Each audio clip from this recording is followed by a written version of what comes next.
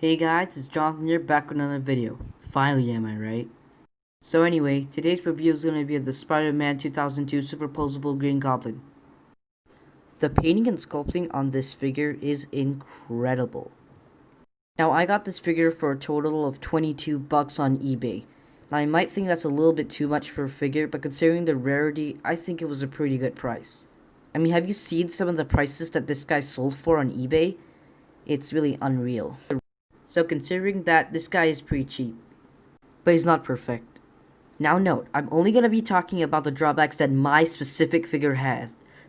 Well, first things first, the nice metallic green paint that was applied to this figure originally has been muted due to, I guess, solar radiation, something, but I don't know, it's kind of weird that even like figures that I see online that have been, muted the colors, still some parts still have the metallic color.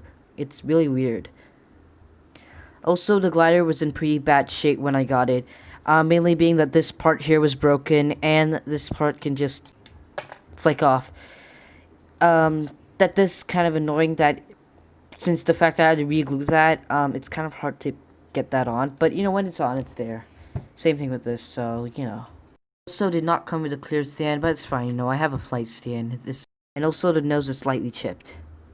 So before we take a closer look at the figure, let's take a quick look at his accessories.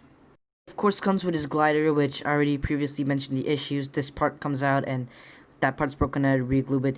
But other than that, it's pretty cool glider. It has some nice metallic paint and some nice wash that was applied on the gray parts. And there's even some nice articulated pumpkin bombs right here.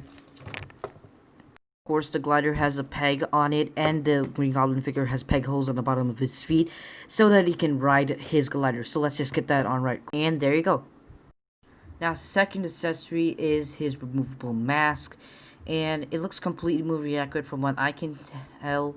Of course, it's not a all-encompassing helmet like it was in the movie, but it's still nice.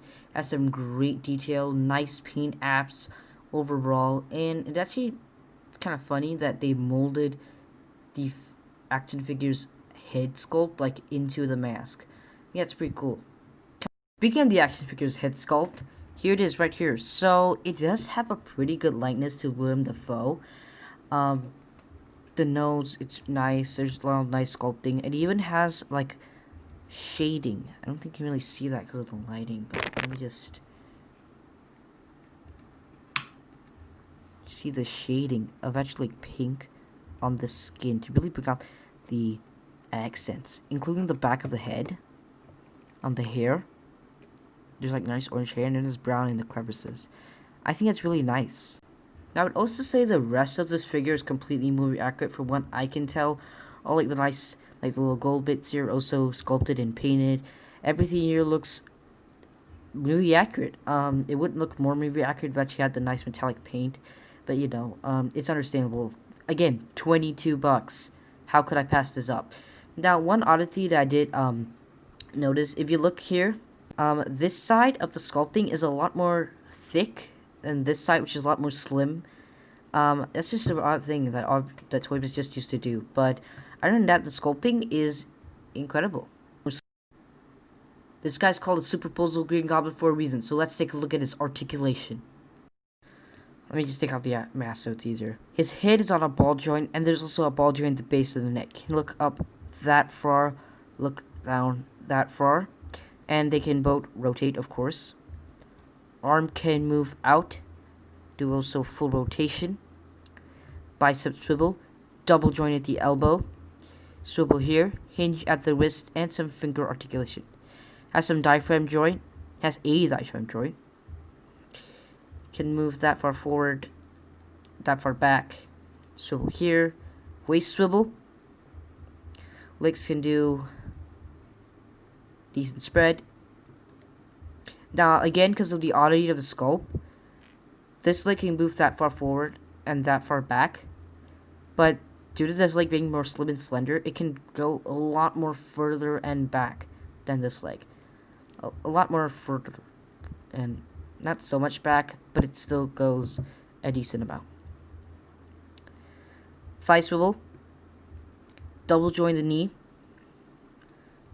So look here. Ankle can move forward and back. Now there is like an ankle pivot, but it's more like a wiggle. And there's some toe.